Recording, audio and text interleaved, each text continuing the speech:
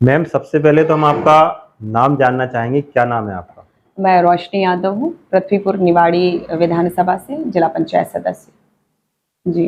जैसे कि सभी जगह निवाड़ी विधानसभा में ये चर्चा हो रही है कि आप इस बार चुनावी मैदान में आ सकते हैं। जी।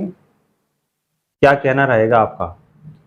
अब ये निवाड़ी विधानसभा में चर्चा हो ही रही है कि मैं आ सकती हूँ, तो मैं पहले से ही तय कर चुकी हूँ और मेरे क्षेत्र के मेरे परिवार, माता पिता, भाई बहन सब इस बात को तय कर चुके हैं कि रोशनी यादव इस बार चुनाव लड़ें और चुनावी मैदान में आएँ, क्योंकि हर समय एक बदलाव और एक अच्छा नेतृत्व हर कोई चाहता है। और मुझे लगता है कि जिस प्रकार से निवाड़ी विधानसभा के वार्ड क्रमांक 6 से मैं जिला पंचायत सदस्य चुनी गई और जितना भरोसा और विश्वास मुझ पर मेरे माता पिता और सारे क्षेत्र के प्रियजन ने किया है, उसी प्रकार उनकी आशा है कि मैं आगे निवाड़ी विधानसभा के नेतृत्व के रूप में भी एक जनप्रतिनिधि बनूं। मेरा ये प्रयास है कि अगर सबकी आशाएं और मुझ पर अगर इस तरीके से विश्वास उन्होंने जताया है, तो हमारे क्षेत्र निवाड़ी विधानसभा के जो भी विकास के आयाम होंगे उनको मैं गढ़ने का कार्य करूं और मेरे सभी किसान माँ बाप, गरीब, दीनहीन, दुखियों का मैं सहारा बनूं। चूँकि मैं इस क्षेत्र की बेटी हूँ, बहन हूँ, तो मुझे लगता है कि एक जो भावनात्मक भाव शायद अन्य प्रत्याशी के साथ नहीं जुड़ सकता है, जो शायद इस रोशनी बेटी के साथ जुड़ा हुआ है। जी।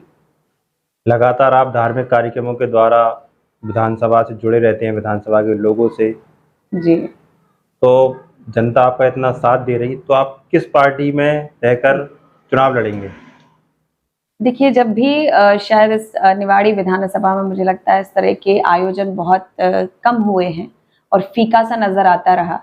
पर जब से पूरे ज़िले ने ही मुझ पर जो विश्वास किया और धार्मिक आस्था अलग है, जो मेरे धर्म के भाव हैं, और चूँकि हम ओरछा राम राजा की नगरी में विराजते हैं, तो जहाँ हमारे राजा हों और राजा की प्रजा अगर दुखित हो और हम अगर कल्पना करें कि हमें एक सुधार की ओर ले जाना है, तो हम राम राजा की नगरी को, मेरा ये प्रयास है कि हम उसको राम राज्य में गढ़ने का एक सौंदर्य का स्वरूप दें।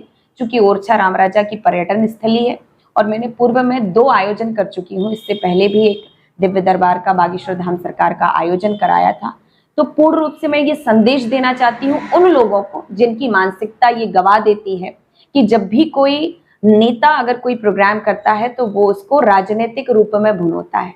पर मेरे दोनों कार्यक्रम इस बात के साक्षी हैं और राम राजा भी इस बात के साक्षी हैं कि मैंने दोनों ही कार्यक्रमों को कोई भी राजनीतिक रूप की शक्ल नहीं दी। चूंकि ये हमारे निवाड़ी विधानसभा, निवाड़ी क्षेत्र और आसपास के जो भी जिले हैं, उनकी आस्था बागेश्वर धाम सरकार में बसती है, संत जनों के आशीर्वाद में बसती है, राम राजा में बसती है। तो मैंने उसको पूर्ण रूप से धार्मिक कार्यक्रम रखा और वो धार्मिक कार्यक्रम सिर्फ धार्मिक संदेश देने के लिए है कि आज अगर आप ओरछा नगरी में वास करते हैं और उस ओरछा में अगर हमारे युवा भाई अगर किसी गलत दिशा में जाते हैं, वो नशे का सेवन करते हैं, घर बर्बाद होते हैं, तो आप ऐसी राम राजा की पवित्र नगरी में रह करके अगर हम कोई सुधार के आयाम और विकास के आयाम नहीं कर सकते हैं, तो मुझे लगता है ये संदेश देना भी उचित है। और अगर इस तरह के कार्यक्रम हम कराएंगे तो हमारे पास विकास भी आएगा और जो ओरछा पर्यटन स्थल है, तो वो नाम का पर्यटन स्थल ना रहे। हम ये प्रयास करें, वो स्वयं के प्रयासों से करें कि हम केवल अन्य लोगों के भरोसे ना बैठे रहें। तो मुझे लगा कि मुझे इस तरह के प्रयास करना चाहिए और राम राजा की हमारी पवित्र नगरी है, तो राम राज्य में गढ़ने के लिए मुझे आगे आना पड़ता, इसलिए जी।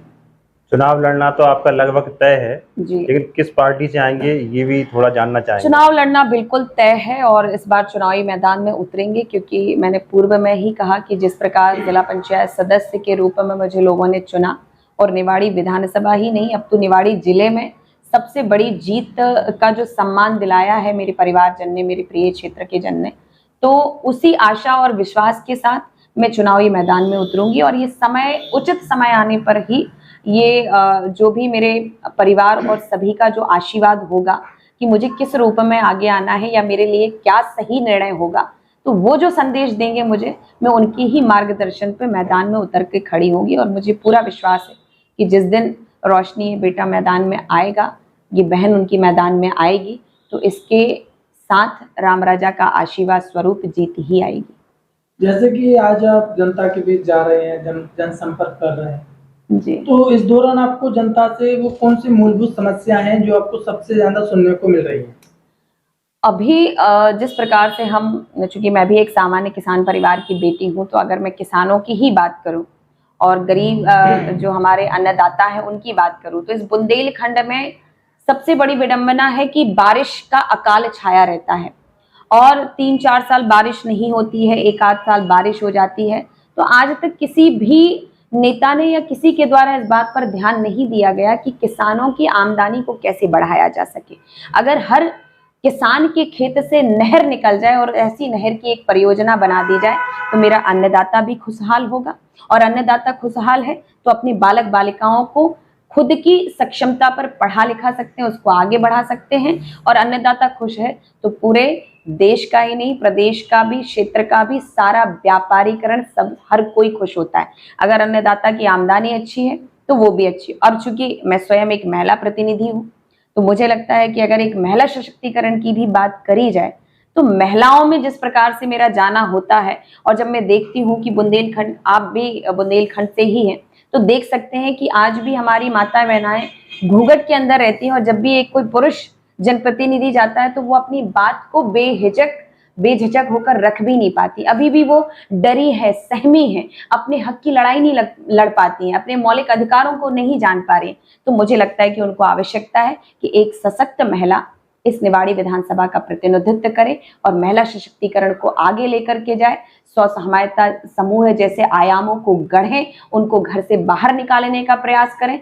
आप एक जीता जाता उदाहरण देख सकते हैं कि महिलाएं जनप्रतिनिधि के रूप में चुनी जाती हैं, कोई सरपंच बनती है, जनपद बनती है, जिला पंचायत बनती है, लेकिन जिन उद्देश्यों के साथ हमें या महिला आरक्षण देकर के उनको चुना जाता है, तो वो अपने क्षेत्र की आवाज को लेके उस सदन में भी नहीं रख पाती। और मैं इस बात का धन्यवाद दूंगी कि एक पुरुष जाति, मेरा चाहे भाई हो, पिता हो या अन्य जो भी है, तो वो एक मित्र, भाई, पिता के रूप में हमारा साथ दे सकते हैं, लेकिन हमारी आवाज को ना छीने, हमारी आवाज स्वयं हमें अपने सदन में रखने दें और ये विश्वास जताएं। और मुझे लगता है कि टीकमगढ़ और निवाड़ी दोनों जिलों में महिला सशक्तिकरण की बात होती है, सरकारों के द्वारा बड़े आरक्षण भी दिए जाते हैं, लेकिन एक भी आप देखें, दोनों में एक भी महिला सशक्तिकरण या जो है महिला प्रतिनिधि नहीं चुना गया। तो फिर हम महिलाओं को सशक्त करने की कैसे हम दावे कर सकते हैं कि महिलाओं को हम सशक्त कर रहे हैं? कम से कम हमें उनकी आमदनी पर विचार करना चाहिए, उनको संबल देना चाहिए, उनका आत्मविश्वास बढ़े। तो हमें ऐसे कुछ उनके पास उदाहरण रखने होंगे ताकि उन उदाहरणों से आप उनको मोटिवेट कर सकें। तो मुझे लगता है कि मैं ये कार्य बेहतर कर पाऊंगी। जी। जैसे कि आज आप निवाड़ी विधानसभा क्षेत्र से चुनावी मैदान में आने वाले हैं, जी। तो बेरोजगारी पर क्या कहना है आपका?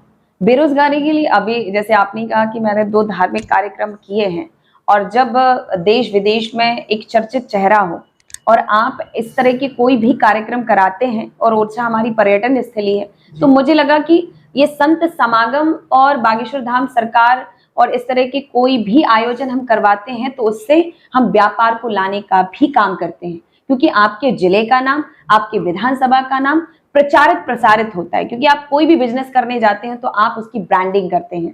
तो मुझे लगता है कि हमें भी अपने क्षेत्र की ब्रांडिंग करने की आवश्यकता है। ओरछा वर्ल्ड टूरिस्ट है, लेकिन वर्ल्ड टूरिस्ट के हिसाब से आप बताएं कि आज तक वहां क्या आयाम गढ़े गए हैं? मुझे लगता कि उन पर हमें काम करने की आवश्यकता है। वहां पे पर्यटन कैसे लाया जा सके, कैसे बढ़ावा दिया जा सके। आज ओरछा से चल के अगर टूरिज्म आता है तो हमारा एक गढ़कुड़ार का किला है, लोग वहां तक विजिट करने नहीं पहुंचा पाते हैं। अछरू माता जहां बहुत प्रसिद्ध देवी है, लेकिन वहां कोई नहीं जाता। हमारी तारा माई है, वहां पे हम खींच करके नहीं ले जा सकते। अगर तारा माई हमारी विश्व प्रख्यात हैं, तो वहां पे भी कम से कम अगर एक चर्चित और एक अच्छी भव्यता बनाई जाए तो मुझे लगता है लोगों को कम से कम 1000 लोगों को वहां रोजगार मिल सकता है। सेम अश्रू माता की मैं बात करूं, गढ़कुड़ार की बात करूं या किसी भी प्राचीन धरोहर की बात करूं, तो हमें उनको एस्टैब्लिश करने की जरूरत है। ओरछा में आपने देखा होगा कि हरदौल समाधि की बात करी जाए, आज वो लोग उस पर कब्जा किए हुए हैं, लोगों को पता ही नहीं है कि जो हमारा प्राचीन हमारा नाम है, जिस हरदौल और ओरछा राम राजा की नगरी से हम जाने जाते हैं, लेकिन उन पर काम ही नहीं हो रहा है। लोगों ने कब्जे करके रखे हैं, वो चीड़-हेड़ स्थिति में डली हुई है, उनकी कोई दुर्दशा नहीं देखने वाला। तो मुझे लगता है कि इस तरह के अगर प्रोग्राम और कार्यक्रम आयोजन होते रहेंगे, तो जो पर्यटन स्थली के रूप में हमें उनको बढ़ावा देना है, उससे रोजगार के आयाम भी निर्मित होंगे। और मैंने एक स्वयं से बीड़ा उठाया है कि अगर मेरा क्षेत्र और मेरे परिवार मुझ पर विश्वास करते हैं, तो एक मेडिकल मैं इस निवाड़ी जिले में लेकर आऊंगी, क्योंकि निवाड़ी जिला और मेरा टीकमगढ़, यहाँ के जो भी मरीज हैं वो सारे झांसी के लिए भागते हैं, क्योंकि यहाँ उनको व्यवस्थित व्यवस्था नहीं मिल पाती है। तो मेरा ये प्रयास है कि एक मेडिकल कॉलेज के रूप में, अगर मेडिकल कॉलेज के रूप में मैं सौगात नहीं दे पाई, तो एक प्राइवेट मेडिकल यहाँ पे एस्टैब्लिश करूं, जिससे लोगों को रोजगार भी मिलेगा और जो परेशानी है वो भी उससे निजात पाएंगे।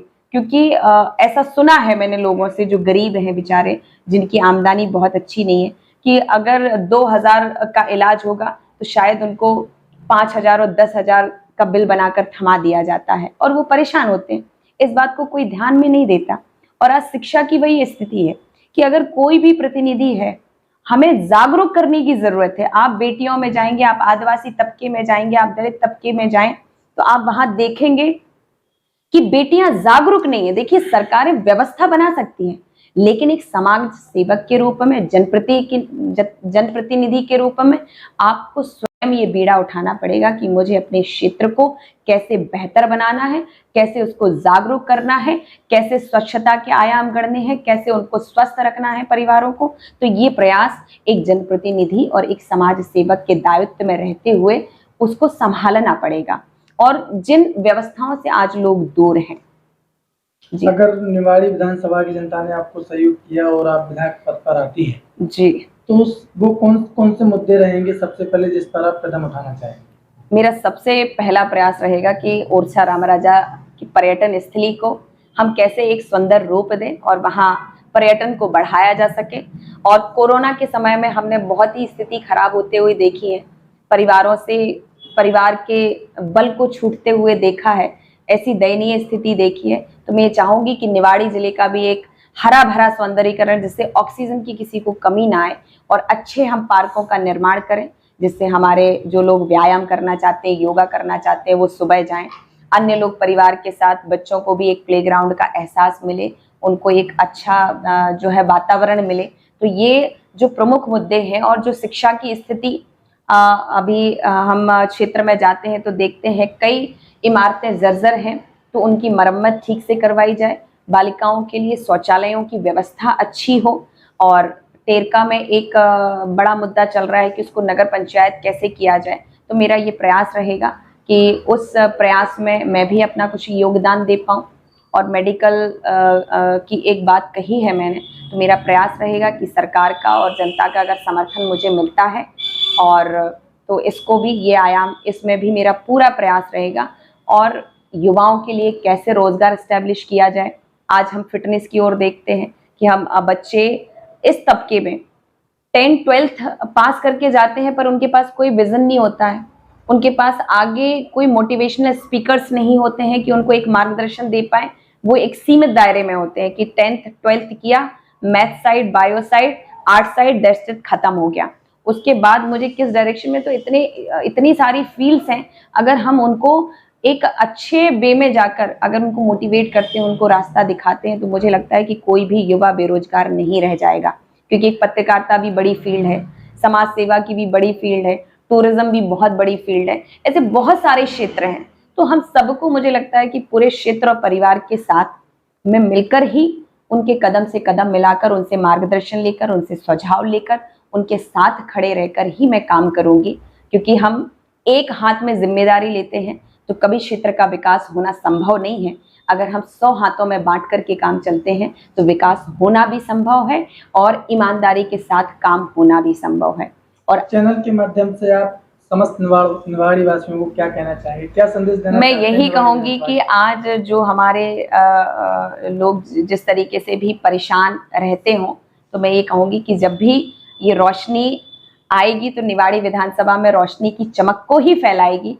और कभी कोई रोशनी के साथ कभी निराशा की ओर नहीं जाएंगे। और इस निवाड़ी विधानसभा और निवाड़ी जिले को रिश्वतखोरी मुक्त, भ्रष्टाचारी मुक्त मैं बनाकर ही रहूंगी, ये मेरा प्रण है।